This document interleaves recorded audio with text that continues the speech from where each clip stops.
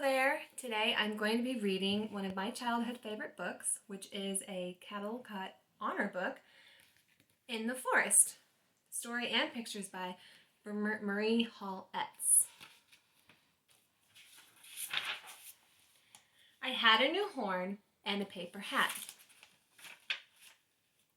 and I went for a walk in the forest. A big wild lion was taking a nap, but he woke up when he heard my horn. "Where are you going?" he asked me. "May I go too if I comb my hair?" So he combed his hair and he came too. When I went for a walk in the forest, 2 elephant babies were taking a bath, but they stopped their splashing when they saw me. "Wait for us," they said as they dried their ears. One put on his sweater, one put on some shoes, and the elephant babies came too. When I went for a walk in the forest, 2 big brown bears sat under a tree. They were counting their peanuts and eating jam. "Wait a minute," they called. "We want to go too." So they picked up their peanuts and a spoon for the jam, and the big brown bears came too. When I went for a walk in the forest, a mother and father kangaroo were teaching their baby how to hop. "We'll bring our drums," the mother said, "and our baby is no bother at all. I can carry him in my pocket." So the baby climbed into his mother's pouch, and the kangaroos came too. When I went for a walk in the forest, an old great stork was standing beside a pool of water. He sat so still that I had to go near to see if it was real. The stork stood up and looked at me. He did not say one word, but when I went back to the animals, that funny bird came too.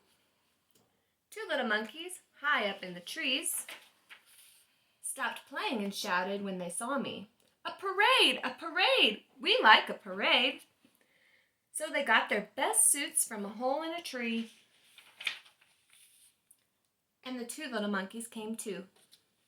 When I went for a walk in the forest, I spied a rabbit behind a tall weed. "Don't be afraid," I called to him. "If you want to go too, you can walk with me." So the rabbit came too. I blew my horn. The lion roared. The elephants trumpeted through their trunks. The big bears growled. The kangaroos drummed. The stork clapped his bill. The monkeys shouted and clapped their hands, but the rabbit made no noise at all when I went for a walk in the forest. We came to a place made for picnics and games, so we stopped and ate peanuts and jam and some ice cream and cake that were there. We played the drop the handkerchief once all around, and London Bridge is falling down. Then I was it for hide and seek, and everyone hid, except the rabbit. He just stood still. "Coming!" I called when I opened my eyes. There wasn't an animal there at all, but there was Dad. He was hunting for me. "Whom were you talking to?" he said. "To my animals. They are hiding, you see."